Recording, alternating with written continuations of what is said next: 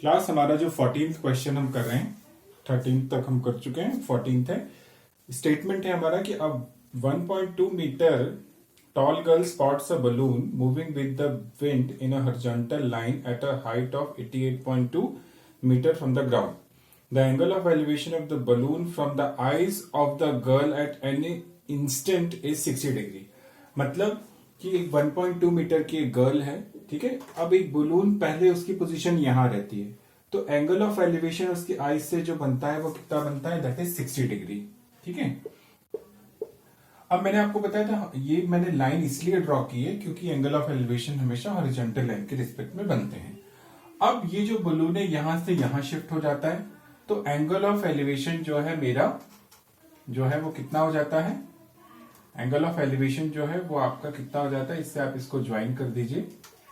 चलिए क्या है कि स्केल से थोड़ा सा, हाँ, तो इसको आप कर दीजिए, तो ये आपका कितना आ जाएगा, ये कितने डिग्री का एंगल यहाँ पे फॉर्म करेगा, इसको आप, हाँ, तो ये कितना हो जाएगा आपका, that is 30 degree. Okay, now आगे आपसे बोल रहा है कि at some the angle of elevation reduces, find the distance travelled by the balloon during the interval. ठीक है, मतलब यहां से यहां तक जाने में उसने कितनी डिस्टेंस की जो है वो आपको जो है यहां पर ये बताना है।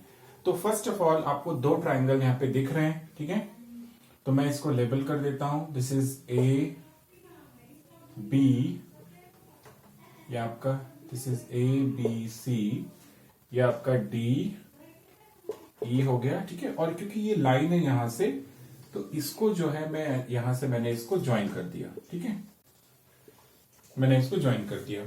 अच्छा, अब नाउ द क्वेश्चन इज कि इसकी जो टोटल हाइट तो आपको दी गई है कितनी है, यहां से यहां तक, दैट इज 88.2, ठीक है। तो आपका अगर मैं इसको भी, जैसे ये ए बी सी डी हो गया, ये ई एफ और ये आपका जी हो गया, ठीक है। तो हमारी अगर ये टोटल लेंथ जो है वो अगर 88.2 होगी, तो ये वाली लेंथ आपकी कितनी होगी, ये वाली लेंथ आपकी कितनी होगी, दैट इज मतलब डीई की जो लेंथ होगी वो आपकी होगी दैट इज 87 होगी, ठीक है। तो इस तरीके से, और अच्छा, जो आपकी डी की लेंथ होगी वही आपकी किसकी लेंथ होगी, ए बी की होगी, बिकॉज ये दोनों क्या चल रहे हैं, क्योंकि एट अ सेम पॉइंट पर वो क्या हो जाते हैं, यहां पर उसकी जो है वो हो जाते हैं, ठीक है, शिफ्ट हो जाता है वो। तो हम सबसे पहले यहां पर हमें लेंथ बतानी है बी की, ठीक है। तो यहां पे हम लिख लेते हैं कि इसकी लेंथ जो है, इसको अपन क्या सपोज कर लेते हैं, इसको अपन क्या मान लें, दिस इज एक्स मीटर, ठीक है। सो आप यहां लिख देते हैं कि let x be the, let x be the distance traveled by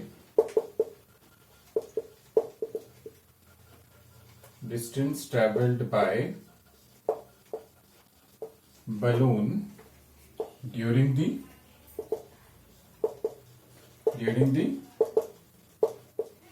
interval, ठीक है। तो ये आपने इंटरवल में इतनी डिस्टेंस जो है वो कवर करी। अब यहां पर आपने कुछ जो नोशंस हैं, जैसे कुछ जो वैल्यूज आपने निकाली हैं वो लिख देते हैं। मतलब हमने डीएफ जो निकाला, मतलब हमें किसकी वैल्यू चाहिए, डीई की, तो डीई कैसे आ जाएगा, डीएफ में से अगर मैं ईएफ को माइनस कर दूं, ठीक है, तो डीएफ की वैल्यू है 88.2 और ईएफ की वैल्यू, देखो ईएफ और सीजी ये दोनों इक्वल हैं, ठीक है। तो ईएफ के प्लेस पर मैं सीजी लिख सकता हूं, ठीक है। सीजी क्यों लिख सकता हूं, आप यहां पे ऊपर आप बता देना, बिकॉज ईएफ और सीजी दोनों क्या हैं, ईएफ और सीजी दोनों क्या हैं, these are equal sides of a rectangle. तो 88.2 माइनस 1.2, तो जब आप कर दोगे तो आपका आ जाएगा 87 मीटर। तो डी की लेंथ हो गई 87 मीटर। तो जो आपकी डी की लेंथ होगी वही, and also A B is equal to D, ठीक है, ये भी कितना होगा आपका 87 मीटर। तो बेटा इसमें कुछ चीजें बहुत ध्यान में रखना है कि आपको let x be the distance travelled by the balloon during the interval. Okay, फिर उसके बाद अपन ने क्या किया, डी की लेंथ जो मैंने यहाँ पर फिगर में ऑलरेडी बता दी, लिख भी लिया कि अगर मैं डीएफ में से ईएफ को माइनस कर दूं, और क्योंकि ईएफ जो है वो सीजी के इक्वल है, आप देख रहे हैं कि ये रेक्टेंगल्स की साइड है, तो 88.2 में से 1.2 को माइनस करोगे तो 87 आ जाएगा। ठीक है, तो इतनी चीजें लिखने के बाद अब जो है, अब हमारा हम ट्रायंगल लेना स्टार्ट करते हैं। ठीक है, तो अब देखते हैं हम लोग कि इन ट्रायंगल, ठीक है, इन ट्रायंगल पहले कौन सा छोटा ले लेते हैं, A B C. In triangle A B C क्या हो जाएगा, क्योंकि एंगल 60 बन रहा है, तो 1060 इज इक्वल टू क्या हो जाएगा, that is A B upon B C. 1060 की वैल्यू √3, ए बी की वैल्यू मैं आपको बता ही चुका हूं 87, और बी सी की वैल्यू आप नहीं जानते, तो बी सी की वैल्यू आ जाएगी 87/√3। अब 87/√3 आपको जानकारी है कि 87, 8 + 7 15, तो ये 3 से हो जाएगा। तो ये मैंने आपको बता चुका हूं रैशनलाइजेशन कैसे करते हैं। तो BC की वैल्यू 3 2 जा 6, 3 9 जा 27, तो BC की वैल्यू जो आ गई वो 29√3 आ गई। ठीक है, फिर उसके बाद जो है आपका नया जो ट्रायंगल आएगा, ठीक है, दूसरा ट्रायंगल आप कौन सा लेंगे, now you will take the triangle DEC। ठीक है, now you will take the triangle, in triangle DEC। Okay, so DEC में आप देख रहे हैं 30 डिग्री का एंगल, तो 1030 इज इक्वल टू होगा आपका, that is DE upon CE।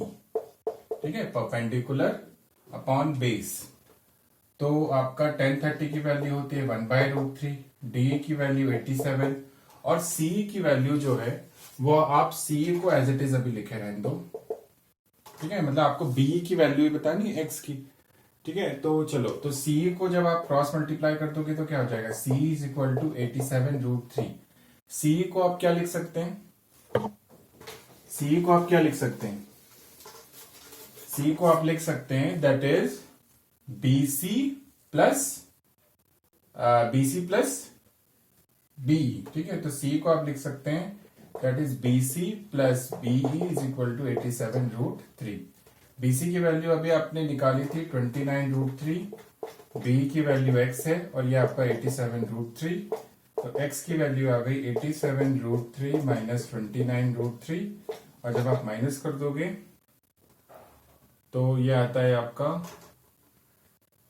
8, और 7 में से 2 गया तो आपका आ जाता है 5, तो आपका ये 58√3 जो मीटर है ये आपका इस तरीके से आ जाएगा। ठीक है, तो हमारा मतलब डिस्टेंस कितनी ट्रेवल करेगा इस ड्यूरेशन में, तो है वो आपका आ गया, that is 58√3। So this is your question number 14। Students, अब हमारा आता है question number 15, this is second last. So अब देखते हैं इसमें क्या लिखा हुआ है, the statement that a straight highway leads to the foot of a tower। मतलब कि एक जो स्ट्रेट हाईवे, जैसे एक टावर है और ये आपका एक स्ट्रेट हाईवे है। ठीक है, तो ये जो स्ट्रेट हाईवे है ये जो है वो टावर से इसके है मिल रहा है। ठीक है, तो अब आगे बोल रहा है कि a man standing at the top of a tower observes a car eight an angle of depression 30 degree. मतलब अब यहां पर वो खड़े होके वो क्या कर रहा है, यहां पर खड़े होके वो जो है उस कार को, अब यहां पर एक कोई कार है तो उसको मतलब एंगल ऑफ डिप्रेशन बना रहा है। ठीक है, तो मैंने बताया था एंगल, जैसे वो यहां पे खड़ा है तो ये आपकी हॉरिजॉन्टल लाइन होगी, तो वो देखता है तो पहले तो वो जो है कितना 30 डिग्री का हमारा एंगल ऑफ डिप्रेशन बनता है। ठीक है, अब उसके बाद वो आगे ये बोल रहा है कि 6 सेकंड के बाद, देखो आगे लिखा है ना, which is approaching to the so correct angle which is approaching the foot of the tower with the uniform speed. और वो जो फुट की मतलब टावर के फुट की तरफ अप्रोच कर रही है, जा रही है। 6 सेकेंड्स लेटर, 6 सेकेंड के बाद उसका जो the angle of depression of the car is found to be, angle of depression जो है वो अब जो हो जाता है वो आपका 60 हो जाता है।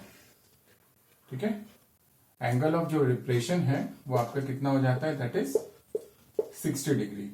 ठीक है, तो आपको क्या बताना है कि find the time taken by the car to reach the foot of the tower from this point. ठीक है, मतलब हमें यहां से यहां तक पहुंचने में उसको कितना टाइम लग रहा है, that you have to find. ठीक है, तो इस तरीके से हम इसको कैसे देखेंगे, तो सबसे पहले मैं इसे लेबल कर लेता हूं, that is A B C that is D. ठीक है, बाकी तो कुछ नहीं है। तो चलो यहां पर हम लिख लेते हैं कि ए बी क्या है आपका, ए बी हमारा क्या है, टावर है। ठीक है, ए बी क्या है हमारा, टावर है। उसके बाद जो है, उसके बाद हम एक काम कर लेते हैं कि सी डी, क्योंकि ये डिस्टेंस है ना यहाँ पर, क्योंकि हमें केवल ये सब चीजें फाइंड करनी है, तो मैं क्या कर लेता हूं, इसको बी डी को मैंने मान लिया x और इसको मैंने क्या मान लिया y। ठीक है, और आपको कुछ और तो नहीं दिया है ना इसमें। ठीक है, और आपने सपोज कर लिया कि let B D is equal to x and C D is equal to y. ठीक है, तो इस तरीके से अपन ने सपोज कर लिया है। अब अपन आगे देखते हैं। Now in triangle A B D, in triangle A B D, तो क्या हो जाएगा, that is 1060 is equal to A B upon B D. 1060 की वैल्यू होती है √3, ए बी की वैल्यू मुझे नहीं जानकारी है, बी डी की वैल्यू x है, तो ए बी की वैल्यू आ जाएगी कितनी, x√3। अभी बेटा इसको रहने देना, क्योंकि हम इससे क्या करेंगे, x और y किसी की वैल्यू अभी निकालेंगे, तो अब इसको इतना ही रहने दो। ठीक है, चलो अब दूसरा ट्रायंगल लेंगे। In triangle A B C, in triangle A B C, तो क्या लगाएंगे हम, 1030 is equal to perpendicular upon base, तो बेस हमारा है BC, तो 1030 की वैल्यू होती है दैट इज 1/√3।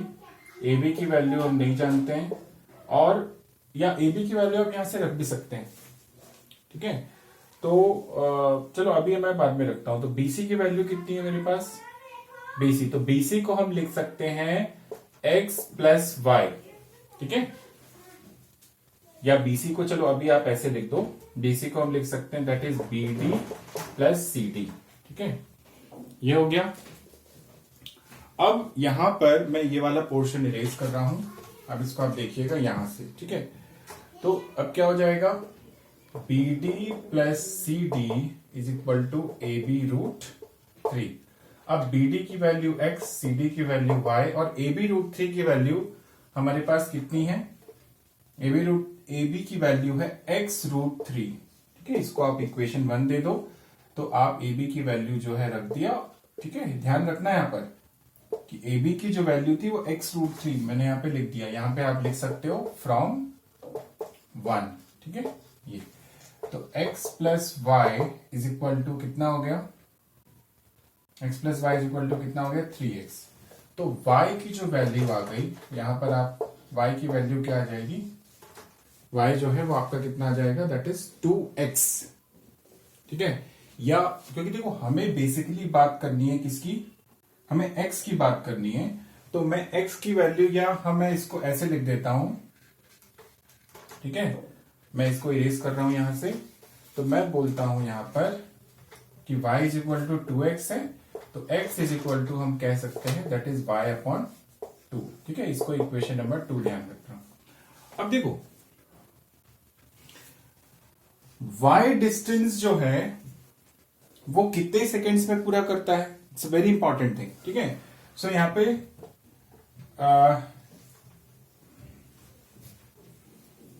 तो यहां पर आप लिखोगे time taken by car to cover y distance, मतलब y भी आपकी डिस्टेंस ही तो है। ठीक है, तो time taken by car to cover y metre distance, क्योंकि ये मीटर में है। ठीक है, तो कितना लेता है वो, 6 सेकेंड्स। ठीक है, तो time taken by, so then time taken by car to cover 1 metre distance. अपन यही तो निकालते हैं कि भाई अगर y मीटर डिस्टेंस अगर 6 सेकंड में करता है तो 1 मीटर डिस्टेंस कितना करेगा? 6 अपॉन किस में करेगा? y में करेगा।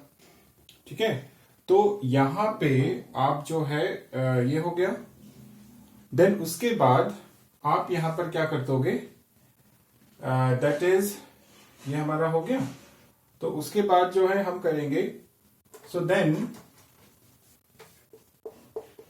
टाइम टेकन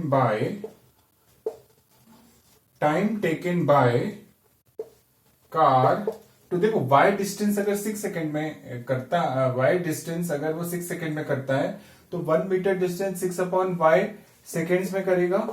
तो उसका मतलब हो गया कि time taken by car to cover, हमें इसका बताना है कि x डिस्टेंस, तो x मीटर क्या हो जाएगा?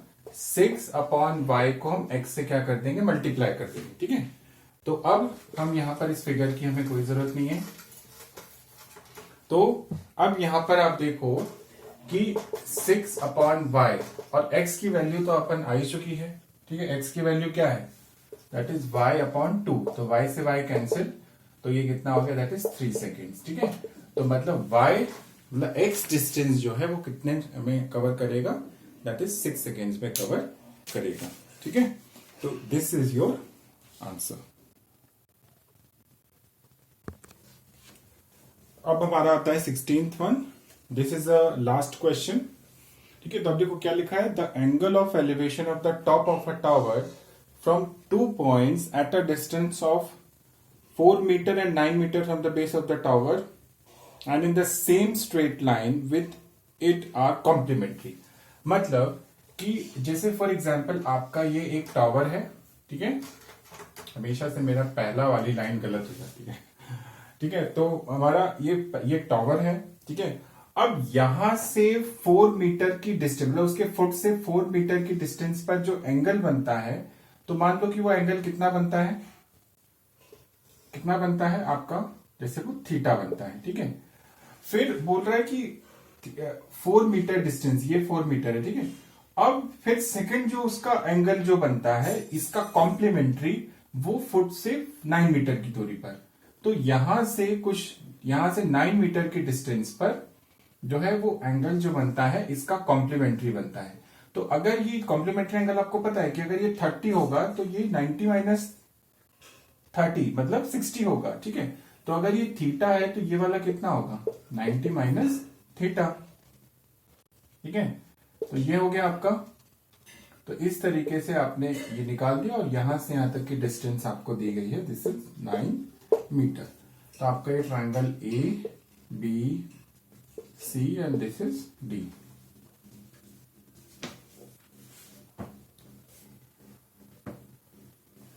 तो आपका यहां पर आपने लिख दिया कि एज पर द क्वेश्चन, सो अपने यहां पर हम लिख देंगे कि लेट द एंगल बी, है ना, क्योंकि आपको एंगल ही तो बताना है शायद। अच्छा,